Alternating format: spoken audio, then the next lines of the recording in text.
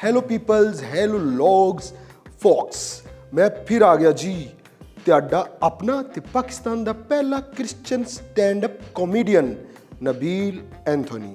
Of course आप देख रहे हैं नेटिव मीडिया और प्रोग्राम का नाम है पास कर या बर्दाश्त कर।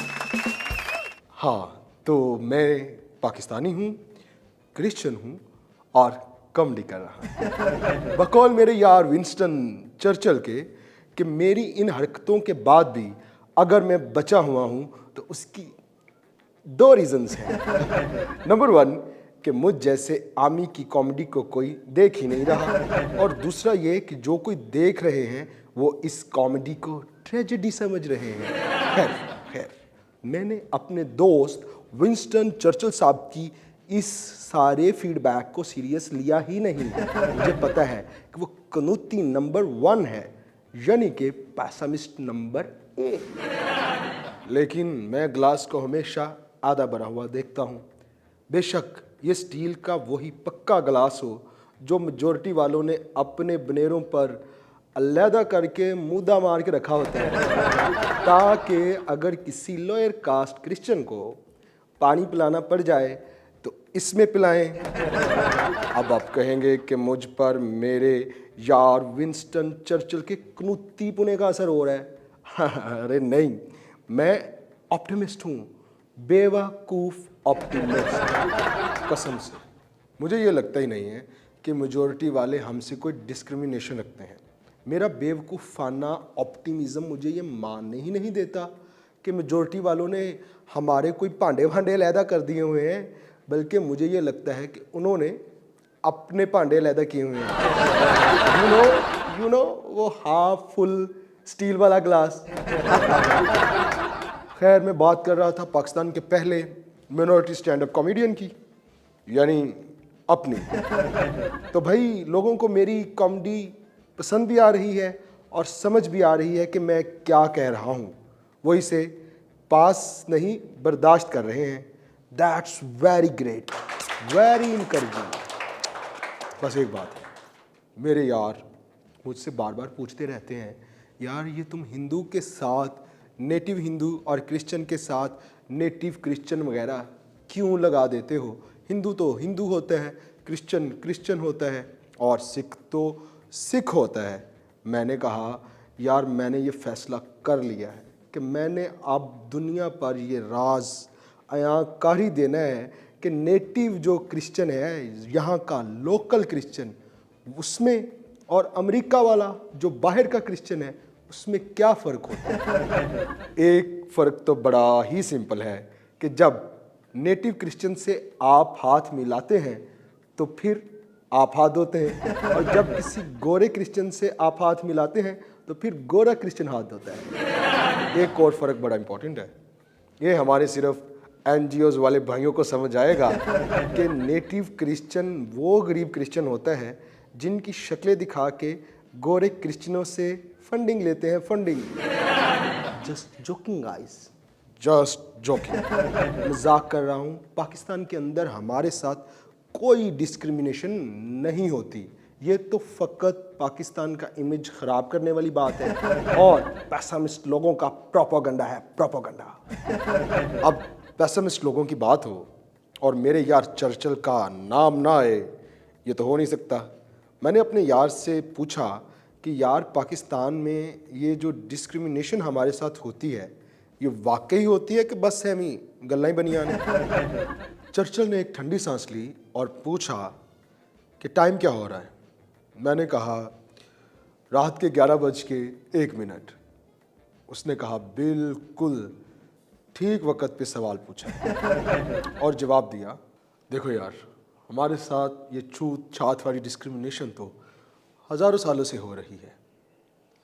इसके बाद चर्चिल साहब कुछ देर चुप हो गए। उन्होंने फिर एक ठंडी सांस ली।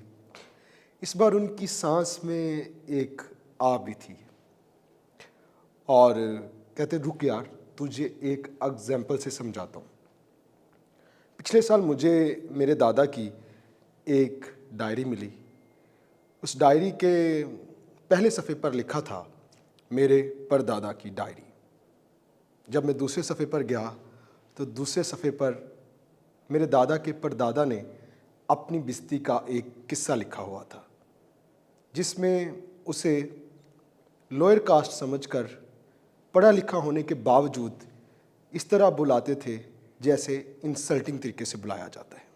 मेरे दादा के परदादा ने वाक़या के आखिर में दिल बर्दाश्ता होकर लिखा था कि मैं सोच रहा हूँ क्यों ना मैं अपना नाम ओए इब्ने गालसुन इब्ने रख लूँ। ये वाक़या सुनाते हुए चर्चिल की आंखों में आंसू थे। उसने आंसू खुश करने के लिए एक ठंडी सांस ली और कहता है, इसी हिसाब से तो मैं चर्चिल इब्ने चल इब्ने साई इब्ने चूड़ा इब्ने बनता हूँ। मैंने टॉपिक चेंज करने के लिए चर्चिल भाई से कहा कि इसका मतलब है हमारे साथ डिस्क्रिमिनेशन नहीं हो रही। तो चर्चिल ने मुस्कुराते हुए जवाब दिया कि हमारे साथ डिस्क्रिमिनेशन हो तो रही है, लेकिन यहाँ पर रहने वालों ने मानना छोड़ दिया है कि वो हमारे साथ इम्तियाजी सलूक कर रहे हैं। मैंने पूछा क्या मतलब? तो चर्चिल ने जवाब दिया कि पाकिस्तान बनने के बाद हमारी बेइज्जती ऑफिशियल हो गई है। ये ऑफिशियल बेइज्जती क्या होती है? ये कोई अजाज के साथ की जाने वाली बेइज्जती है? चर्चिल ने एक और ठंडी सांस ली और कहा कि ऑफिशियल बेइज्जती वो होती है जो मुल्क के आइन और कानून में लिख दी जाती है। मैंने कहा है? कहता है यार एंथनी गल नूं ज़रा समझ, ध्यान पा। मेरा दादा जब 13 अगस्त 1947 की रात को सोया था ना, तो वो क्रिश्चियन था। जब 14 अगस्त 1947 की सवेरे जागा है तो गैर मुस्लिम बन चुका था। मेरी दादी 13 अगस्त 1947 की रात जब सोई थी ना, तो सब जैसी थी। जब 14 अगस्त 1947 की सुबह उठी तो क्लियर बन चुकी थी। मेरे पैसमिस्ट दोस्त की पैसमिस्ट बातें अब नहीं मैं करूँगा। ये बड़ी नेगेटिव एनर्जी इकट्ठी कर ली है, अब हम कुछ मिलकर पॉजिटिव सोचेंगे, पॉजिटिव एनर्जी के लिए कि हम माइनॉरिटीज़ के साथ यहाँ क्या कुछ अच्छा हो रहा है। पॉजिटिव सोचना है। सोच तो लेने दो यार, रुको तो सही। हाँ, मिल गई पॉजिटिव बात मुझे कि देखें वक्त बदल चुका है। जब हमारे अक्सरियत वाले दोस्त हमसे हाथ मिलाते हैं ना, तो रोते नहीं हैं, सैनिटाइज कर लेते हैं। है ना पॉजिटिव बात? नहीं, मैं आपको अभी बताता हूँ सही वाली पॉजिटिव बात। ये इंतखाबी मुहिम चल रही थी ना, तो हमारे यूहन्नाबाद में सियासी जमातों के कारकुन आए, उनको हम पे बड़ा प्यार आ रहा था। बच्चों तो उनके ब्रांडेड कोट, हैंड बैग्स और फर वाले जूते देखकर ही परेशान हो गए। मैंने खुद सुना एक बच्चे से जिसने लंडे का वो स्वेटर पहना हुआ था जो आखिरी बार शायद अमेरिका में ही धुला था, दूसरे बच्चे को कहते हुए जिसने वो जैकेट पहनी हुई थी जो उनके ब्रांडेड कोट देखते हुए और शलिंग हो गई थी कि ये अंजलिना आंटी है ना। उसने जवाब दिया कि आहो यार हुरे सानू अडॉप्ट करना आई होए। ये तो थी बच्चों की बच्चों वाली बातें। अब मैं आपको सच में एक मुस्बत बात बताता हूँ कि वो लेडी जो वहाँ पर ब्रांडेड कोट ब्रांडेड जूते पहनकर आई हुई थी ना, उन्होंने यूहन्नाबाद के क्रिश्चियन से ये वादा किया कि अगर आप वोट डालकर हमें जितवा देना तो हमारी पार्टी यूहन्नाबाद को एक अलहदा सूबा बना देगी। और उन्होंने तो नारे भी लगवाए, हम सबका है एक मंसूबा, यूहन्नाबाद बनेगा सूबा। किसी ने वो जो लेडी इंतखाबी मुहिम के लिए आई हुई थी, उनसे एक सवाल कर दिया कि ये जो सराइकी और महाजर अपने अपने अलहदा सूबे मांग रहे हैं, आपने आज तक उनको तो सूबा दिया नहीं और हमने मांगा भी नहीं, तो फिर हमें क्यों? उस लेडी ने आगे से एक तकरीर कर दी, वो भी सवालों वाली तकरीर। कहती है झंडे में अलहदा रंग किसका, सब बोले हमारा। असम्बलियों में अलहदा नुमाइंदे किसके, सब बोले हमारे। शहरों बस्तियों में अलहदा आबादियाँ किसकी, सब बोले हमारी। तो फिर अलहदा सूबा किसका, सब बोले हमारा। गल किते अगे बढ़ ना जाए, ख़त्म करता हूँ दुआ पे कलाम। इस उम्मीद पर नहीं कि पाकिस्तान में हमारे साथ होने वाली डिस्क्रिमिनेशन ख़त्म हो जाए, लेकिन कम से कम इस उम्मीद पर कि डिस्क्रिमिनेशन ना होने वाला झूठ और डिनाइल कम हो जाए।